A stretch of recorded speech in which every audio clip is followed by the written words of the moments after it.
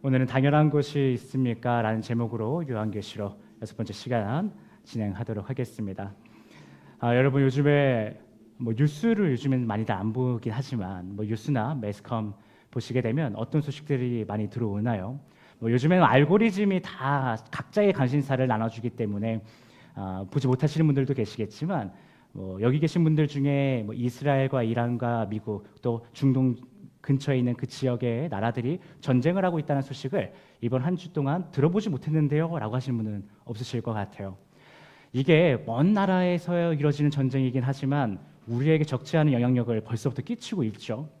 유가가 폭등을 하고요. 그래서 빨리 금요일 전에 기름을 넣어야 됩니다. 이런 뉴스 많이 나오고 그래서 부랴부랴 아마 주유소에서 줄을 서서 기름을 넣는 분들도 보기도 했고요. 다행히 정부에서 기름값을 최대한 안정시키려고 노력을 많이 하고 있지만 그래도 영향을 받고는 있어요.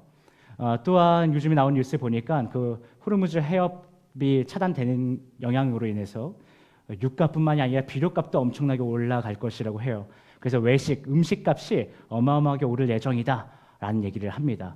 이미 우리는 외식값이 많이 올랐고 정말 외식하기 힘든 요즘이다라는 얘기를 하고 있었는데 더 오를 거라는 거예요.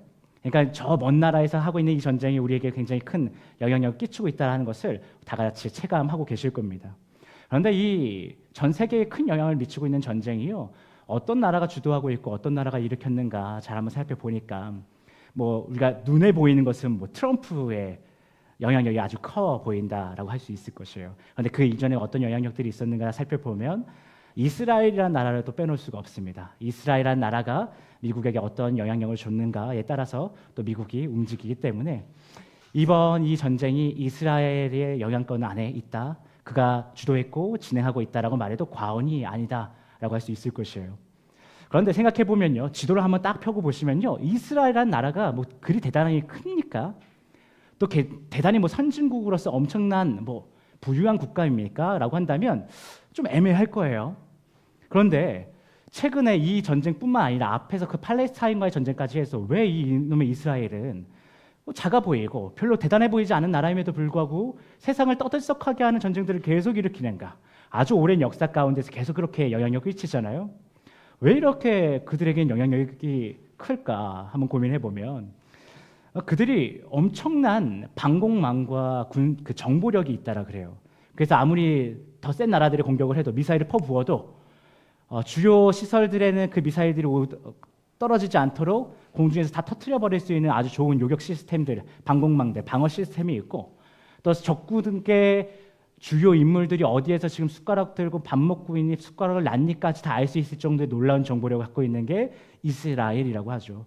그래서 최고의 방어막과 정보력을 갖고 있는 이 이스라엘이 아무리 작고 경제적으로 대단한 나라가 아닐지라도 주변국들은 무시무시하고 신경 쓰이고 좀 어렵고 껄끄러운 나라다라는 거예요. 그러니까 마음대로 이렇게 전쟁도 일으키면서 자기네들은 뒤로 빠져 있기도 하고 이러는 것이죠. 그런데 오늘 본문 말씀 가운데 나오는 이 메인 수신자들, 주님 예수 그리스도께서 이 메시지를 줬을 때 이것을 받는 그 수신자들 또한 이러한 방어 시스템과 또 정보력에 있어서 많은 이야기를 가지고 있는 지역입니다. 바로 사대라고 하는 지역인데요. 여러분 이 사대라는 지역은요, 지형적인 특징이 매우 뚜렷해요. 그래서 외부 적들이 침입하기가 굉장히 어려운 곳이었다고 합니다. 마치 이스라엘을 아무 나라가 공격하기 좀 어렵다 말하는 것처럼 이 사대라는 지역은요, 당시 주변에 아무리 강한 국가들, 더 강한 국가들이 있었는데도 불구하고 공격하기 좀 어려워라는 얘기를 해요. 왜냐하면 굉장히 높은 지형 위에 그들의 도시가 있었기 때문이죠. 그래서 그곳에 치기가 평지보다 훨씬 어렵고 까다로웠다라는 것이에요. 그렇기 때문에 당시 지역 주민들, 그 사대 지역 말고 그 주변에 있던 지역의 주민들이 생각하기를 사대하면 어떤 이미지야? 라고 했을 때 사대는 극강의 요새지. 함부로 건드릴 수가 없지. 쟤네 대단히 공격력이 세진 않아도 쟤네들을 공격하기는 쉽지 않아. 이런 이미지가 있었다라고 해요. 그래서 실제로 사대는 역사적으로 침입을 거의 받지 않았던 곳이에요. 그래서 적들로부터 공격을 받지 않고 오랜 시간을 안전함과 편안함 가운데 적당하게 살고 있었던 지역이 바로 사대라는 지역입니다. 그런데 이처럼 안정적인 삶은요, 점차 사대 주민들에게 어떻게 다가오냐면 당연하게 다가오기 시작해요. 자신들이 어떤 특징들이 있어서 참 감사하고 이런 지역들, 이런 특징들을 우리가 잘 살려서 잘 여전히 지속적으로 안전하게 살아야지라고 어떤 치밀함을 세우고 계획을 세우게 만드는 것이 아니라 오늘도 안전했고 어제도 안전했고 그저께도 안전했고 보니까 한 5년, 10년 전에도 안전했으니까 이 안전함이라는 것이 사대에게는 너무나도 당연한 것이에요. 그러다 보니까 그 당연함이 점차 사대 주민들의 발목을 잡기 시작합니다. 무슨 말인가 하면 사대 주민들이요, 이 안전함과 편안함이 아무 노력이 없이도 자신들에게 주어진 것이라고 착각하기 시작했다라는 거예요. 그래서 어느 순간 자신들의 기밀이 새어나가고 있는데, 군사적 기밀이 새어나가고 있는데도 그것에 반응을 하지 못합니다.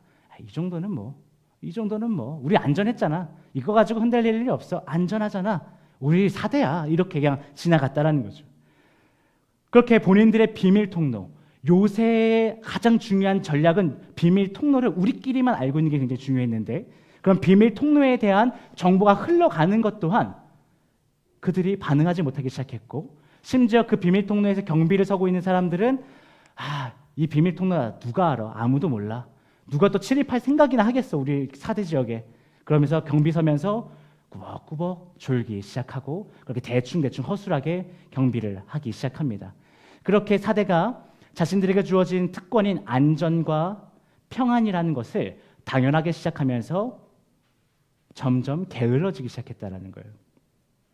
그 결과 사대가 어떤 일이 벌어지냐면요, 아까 제가 무슨 말 드렸어요? 그들의 아주 중요한 비밀 통로에 대한 정보가 조금씩 새기 시작했다는 이야기 드렸죠.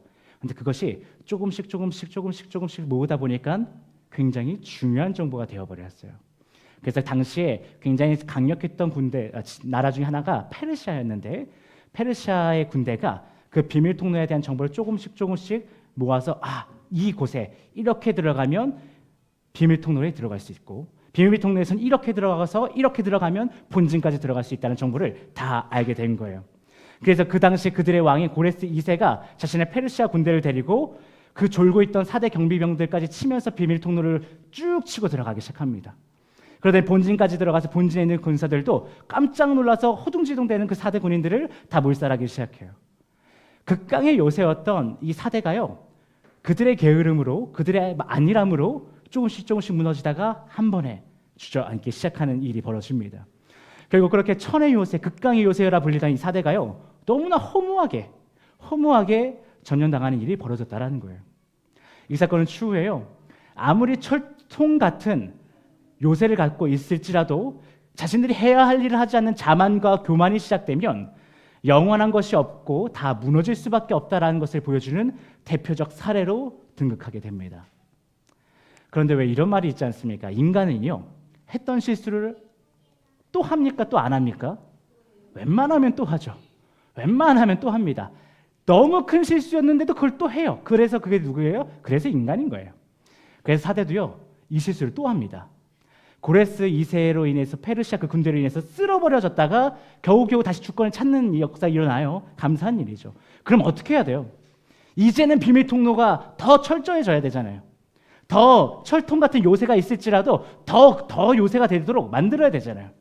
그런데 그게 초반에는 그렇게 하는가 싶더니 한 200년 정도가 또 지나서 또 그들의 정보는 새나가기 시작하고, 그들은 또 아니라고 교만한 가운데 빠지면서 적국들이 쳐들어와 또 주권을 뺏기는, 또 반복되는 이런 일들이 사대에 계속해서 벌어지게 됩니다. 이들은 지형적으로 최고의 요새에 위치했음에도 불구하고요, 역사적으로 2번이나 적들에게 침공을 당하면서 자신들의 주권을 내어주는 일이 반복되었어요.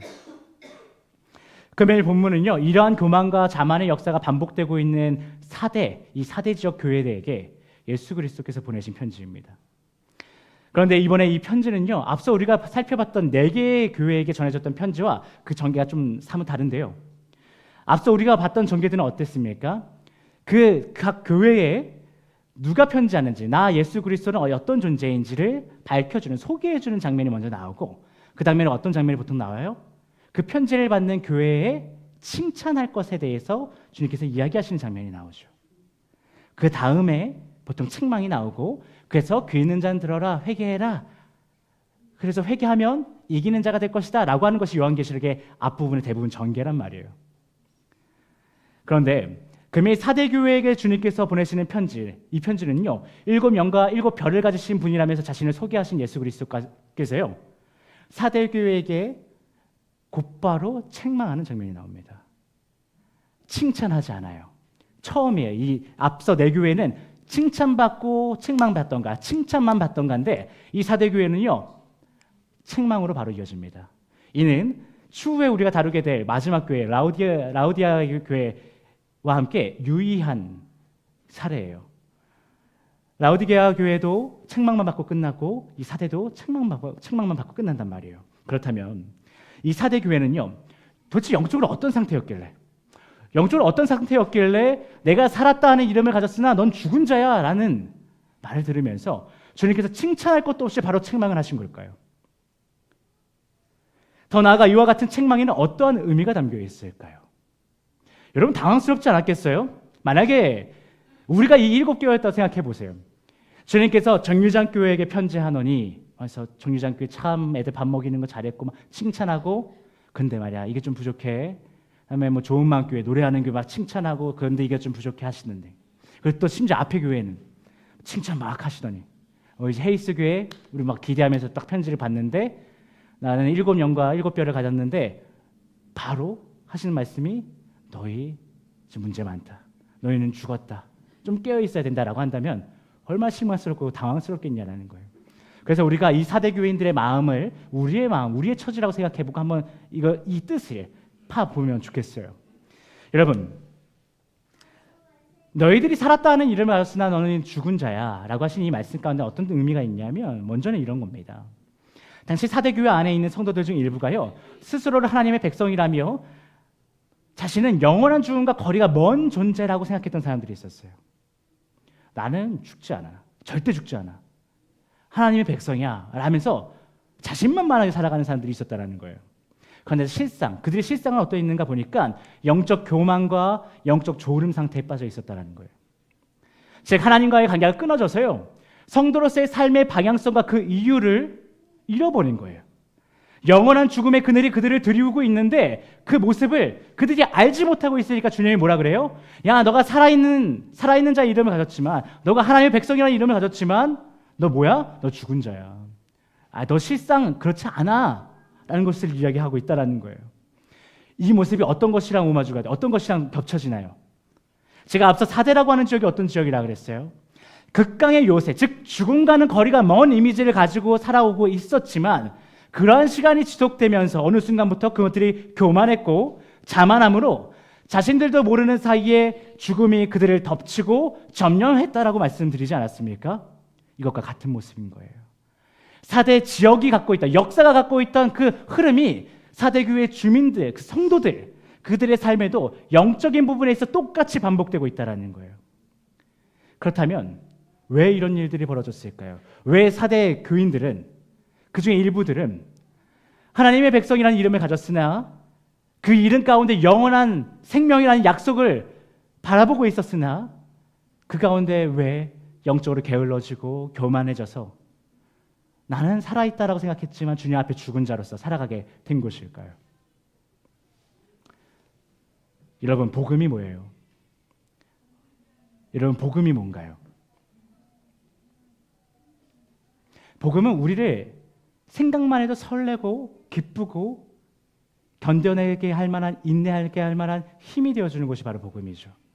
그런데 이 사대 주민들이요, 하나님의 백성이야, 난 복음을 알고 있어, 믿고 있어 라고 말하면서도 어느 순간부터 이 복음이 주는 기쁨과 감사함, 그 감격을 잃어버리고 당연한 것으로 생각하기 시작해요.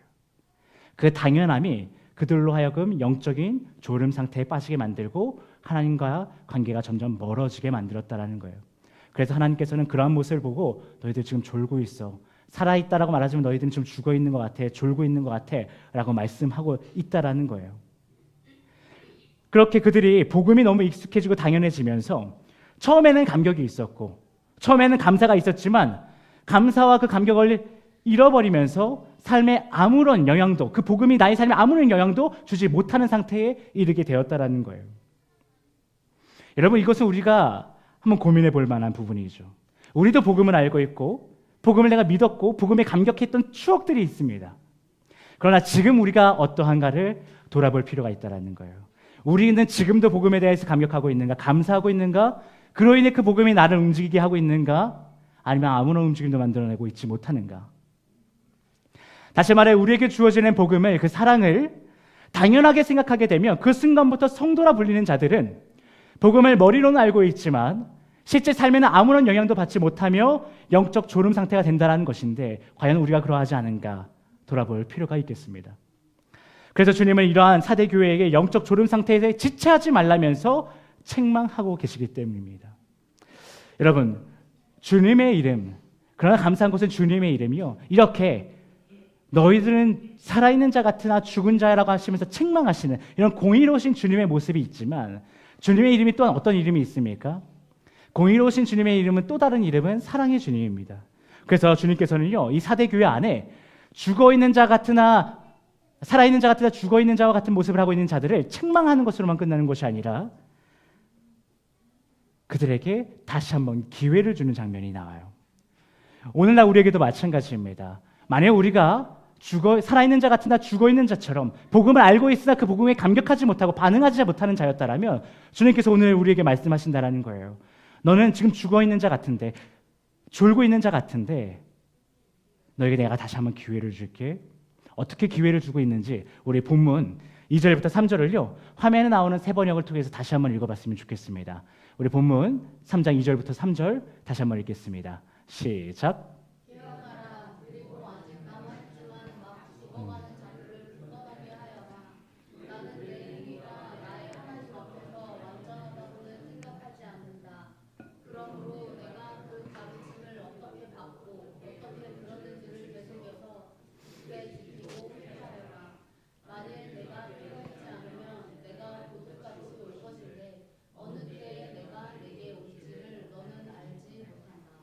아멘. 우리가 조금 전에 다 같이 확인하였듯이요, 주님께서는 사대교인들에게 깨어나라, 회개하라 외치시면서 다시 한번 기회를 주고 계세요. 오늘날 우리에게도 마찬가지입니다. 우리에게 주님께서 말씀하시는 거예요. 깨어나라 헤이스, 회개하라 헤이스, 이야기하신다라는 거예요. 그리고 이러한 내용의 메시지가 선생님께서 요한 사도를 통해서 작성하게 하시고 오늘날 우리에게 전달되었다는 건 너무나도 감사하죠. 만일 그런 역사가 없었다라면 오늘 우리가 우리의 지금 현재의 영적 상태를 점검이나 해볼 수 있었겠습니까? 내가 즐고 있는 자인지, 건강한 자인지, 아니면 아예 죽어버린 자인지, 뛰어가면서 주님과 함께 동행하고 있는 자인지 알 길이 없었겠죠. 그러나 주님께서 성령님을 통해서 요한 사도를 일으켜 세우셨고, 또한 요한 사도의 편지를 통해서 여러 교회의 믿음의 선배들을 깨우셨고, 그래서 오늘날 이 메시지가 오늘날 우리에게 전달되므로 우리가 스스로를, 또한 공동체를 점검할 수 있기 때문에 이 얼마나 감사한 일인지 모르겠습니다. 그렇다면 우리가 다시 한번 진지하게 고민해 보자는 것이에요. 여러분, 먼저는 우리 공동체는 어떠합니까? 우리 공동체는 여러분이 생각하실 때에 복음에 감사하고 감격하고 또한 수고함을 보이고 있는 공동체입니까? 또한 여러분의 가정은 어떠십니까? 여러분의 믿음의 가정은 과연 복음 앞에 감사하고 그 감격을 나누고 그 복음이 여러분의 가정을 움직이고 있습니까? 마지막으로 여러분에게 질문합니다. 여러분 스스로는 어떠십니까? 여러분 하루하루 가운데의 복음이, 예수 그리스도가 나를 위하여 십자가 못 박혀 돌아가셨다가 부활하셨으며 그 모든 것에 나를 동참시키셨다는 이 사실이 여러분의 감사고 기쁨이 되십니까? 여러분이 힘들고 하고 고난이라고 말하고 고통스러워하는 그 모든 것 가운데 인내하게 할 만한 그 힘이 되고 있습니까? 또한 그러기에 여러분이 그 복음으로 살아가고 계십니까?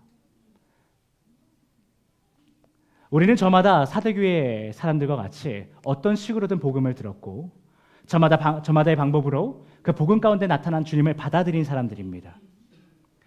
그러나 여러분과 제가 자신이 누구를 통해 어떻게 복음을 접하게 되었는지, 그리고 자신이 복음을 듣고 하나님을 나의 구원자라고 받아들이게 된 그 결정적인 주님의 모습은 무엇이었는지를 기억도 하지 못한 채 살아가고 계신다면, 그런 우리의 삶에는 어느 순간부터 복음은, 이 영원한 생명은 너무나도 당연하고 언제나 내 옆에 있는 평범한 것으로 같이 절하되어 있는 상태일지도 모르겠습니다.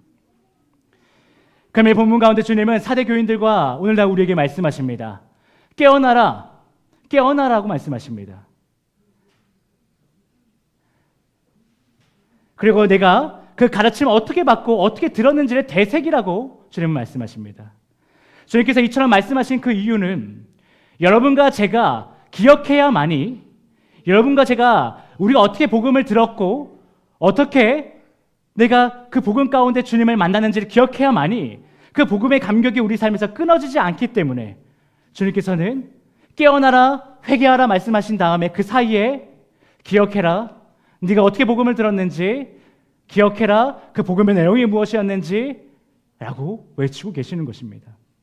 또한 그 복음이 나에게 당연한 것이 아니었음을 깨닫고 감사할 수 있게 하시기 위해서 이 모든 것을 주님께서는 우리에게 요구하고 계시는 것입니다. 그리고 더 나아가 그 복음이 오늘날 나에게 전해지기까지 얼마나 많은 믿음의 선배들이 수고를 보였는지를 우리가 잊지 않도록 하기 위해서 주님께서는 깨어나라, 회개하라, 그리고 그 가운데 어떻게 복음을 들었는지 기억하라, 그 복음의 내용이 무엇이었는지 기억하라 라고 촉구하고 계시는 것입니다. 그렇다면 사랑하는 헬스 패밀리 여러분, 주님께서 영적 졸음 상태에 빠진 사대 교인들에게 깨어나라, 회개하라 라는 말씀 사이에 왜 사대 교인들에게 주님의 사랑에 대한 감격과 감사와 선배들의 수고를 기억해야 한다고 계속해서 말씀하시는 걸까요? 그것은 바로 아까 말씀드린 것처럼 우리가 복음으로 인한 느꼈던 감사와 감격, 믿음의 선배들의 수고를 기억하는 것, 그랬었지 기억하는 것, 그것에도 이유가 있지만 궁극적인 목적은 무엇인가? 그것은 바로 주님의 기준에서는요, 한 공동체가 영적으로 졸고 있다가 영적으로 깨어나고 살아있는 상태가 돼서 바른 공동체가 되기 위해서는 복음에 대한 감격과 감사와 수고를 기억하는 것이 필수고, 그로 인해서 그의 마땅한 행위를 보여야 하기 때문입니다. 여러분, 깨어나라라는 이 부분 2절의 첫 번째 말씀, 이 말씀의 원어를 보면 뭐라고 해요? 그레구레오라고 하는 단어를 쓰고 있습니다. 이 단어가 어떤 단어냐 하면요, 단순히 그냥 아무나 졸고 있을 때 야 좀 일어나 학교 가야지, 일어나 직장 가야지 깨우는 이런 단어가 아니에요. 이건 어떤 단어냐 하면요, 오직 성도들에게만 사용하는 단어입니다. 그레구레오, 깨어나라, 일어나라, 이것은 아무에게나 쓰는 것이 아니라 성도들이여 일어나라 라는 뜻이라는 거예요. 다시 말해 해당 단어는요, 성도들에게 주님께서 무언가를 액션을 취하라는 의미지 자고 있다가 그냥 멍하니 일어나라는 말이 아니라는 거예요. 이러한 정보들을 취합해 봤을 때 주님께서는 예수 그리스도의 사랑을 접하고 이를 믿는다 말하면서 정작 놀라운 사랑을 자랑하지 않는 자들, 복음을 자신에게 들려준 믿음의 선배들처럼 나도 다른 누군가에게 이 복음을 전함으로 하나님을, 그리고 또 다른 한 영혼을 기뻐하는 삶을 살아가게 하지 않는 자들은 살아있으나 죽은 자라는 사실을 깨닫고 이제는 제발 깨어나라 라고 말씀하고 있다라는 것입니다. 그러니 헬스 패밀리 여러분, 하나님의 살아있는 깨어있는 신앙 공동체가 우리 되기를 원합니다. 여러분도 그것을 원하십니까? 여러분 스스로가 주님의 깨어있는 성도가, 주님의 깨어있는 교회가 되기를 원하십니까? 우리 헬스가, 우리 이 교회가 교회의 머리이신 예수 그리스도의 그 사랑의 DNA를 받아 그 사랑을 실천하며 주님을 전하기에 힘쓰는 몸된 교회가 되기를 예수 그리스도의 이름으로 축복합니다. 여러분, 이를 위해서요, 우리의 결단 이거 아무것도 아니에요. 알잖아요. 여러분 운동할 때도 맨날 여기서 운동해야지, 바스워트 배운 운동 해야지 하십니까? 안 하시잖아요. 신앙적인 결단도 마찬가지죠. 그치, 복음은 감격이었지, 감사였지, 믿음의 선배들이 나에게 주었지, 나도 그렇게 살아야지 결단하는 거 아무 의미 없어요. 훈련해야 됩니다. 실천해야 돼요. 뭔가 우리가 노력해야 돼요. 그러기 위해서 우리가 3가지를 도전합니다. 첫 번째는요, 이것이에요. 여러분, 먼저 여러분이 하나님을 처음 믿게 된 그날을 기억하시기 바랍니다. 진심으로, 여러분이 진심으로 믿게 된 그날을 아주 자세하게 기억해내기를 권면합니다. 저는요, 목사 밭에서 태어난 사람이에요. 그래서 설날마다, 추석마다 목사님 3-4분, 장로님, 권사님 쌓여가지고 이게 무슨 수련회를 왔는지 설날인지 구별이 안 되는 가정에서 태어났어요. 그러나 그때 하나님을 제가 믿게 된 것이 아니라요, 제가 고1에서 고2 넘어가던 시기에 진짜 하나님을 인격적으로 만났던 그 사건이 있습니다. 여러분도 그럴 거예요. 교회 처음 갔던 날 말고 진짜 하나님에 대한 진짜 질문이 생겼던 날, 혹은 하나님이 내가 부정할 수 없는 감격으로 날 그 은혜로 충만케 하시는 그날을 기억하실 것입니다. 그날 자세하게 한번 기억해 보세요. 써보세요. 내가 이날 이렇게 하나님을 만났지, 이런 마음이었지. 써보세요. 두 번째는요, 여러분이 하나님을 믿게 된 그날 어떤 메시지가 여러분에게 주어졌는지를 자세하게 기억하시기 바랍니다. 어떤 목사님의 메시지였든, 친구의 메시지였든, 어떤 강사의 메시지였든, 내가 그냥 말씀을 묵상하던 중이었든 간에 여러분의 믿음을, 여러분의 그 진실된 믿음을 갖게 했던 그 메시지가 무엇이었는지를 본문부터 시작해서 본문의 내용이 무엇이었는지를 서술해 보시기 바랍니다. 써보세요. 자세하게. 그래서 그 복음 가운데 여러분을 찾아오신 하나님의 성품은, 하나님의 모습은, 하나님의 이미지는, 속성은 무엇이었는지, 사랑의 주님이셨는지, 신실하신 주님이셨는지, 공의로우신 주님이셨는지, 무엇이든 간에 여러분 써보세요. 구체적으로 써보세요. 그리고 마지막 세 번째는 이것입니다. 그 하나님을 이번 한 주 내가 언제, 어디서, 누구에게 어떻게 전할 것인가, 이것을 쓰셔야 됩니다. 써서 여러분의 현관문 앞에 붙여 놓으셔야 됩니다. 그래야 우리 현전사님이 주신 그 시편 기도문을 읽고 나서 그 세 가지를 다 읽어보는 거예요. 그래, 내가 이날 이렇게 하나님 만났고, 이렇게 주님이 나에게 오셨고, 그래서 내가 이 하나님을 오늘 누구에게 이렇게 전해야지, 다짐하는 거예요. 결단하는 거예요. 그렇게 해야 우리가 아침에 세수했다고 잠이 깬 것이 아니라 우리의 영도 깨워야 됩니다. 시편 기도와 이 세 가지의 이 과정을, 나의 믿음의 과정을, 이 결단을 보고 내 영을 깨워서, 그래, 나는 어떤 사람이에요? 복음을 전하는 사람입니다. 나는 오늘 왜 목숨이 붙어 있는가? 왜 숨쉬고 있는가? 주님, 내가 이 현관문을 왜 열고 나갑니까? 나는 복음을 전하기 위해서입니다. 이것을 다짐하셔야 여러분의 영이 깨고 주님 앞에 살아있으나 죽은 자라는 책망을 받지 않는 자들이 되는 것입니다. 이 세 가지 미션은요, 오늘 우리 주보와 가정 예배 안내지 모두에 다 써 있습니다. 안내지를 가지고 하셔서 적용하시든, 주보를 가져가서 적용하시든, 여러분 가져가십시오. 주보 맨날 두고 가시던데 우리 종이가 너무 낭비되고 있습니다. 여러분 가져가셔서 쓰시고 현관문에 붙이십시오. 여러분 중에 정말 오늘 여러분에게 깨어나라 말씀하시는 예수 그리스도의 음성에 귀 있는 자로서 반응하는 자, 그렇게 주님과 살아있는 자가 되고 싶은 분들은 오늘 집에 가셔서 꼭 해당 질문에 답을 적어보시기 바랍니다. 내 아내가 그것을 하고 있지 않다면 남편들이 권면하셔야 됩니다. 남편이 하고 있지 않으면 아내가 권면하셔야 되고, 부모 세대는 자녀들에게 말씀하셔야 됩니다. 썼니? 엄마 아빠 쓰셨어요? 물어보셔야 됩니다. 만약에 혼자 신앙생활을 하고 있는 분들도 계시죠.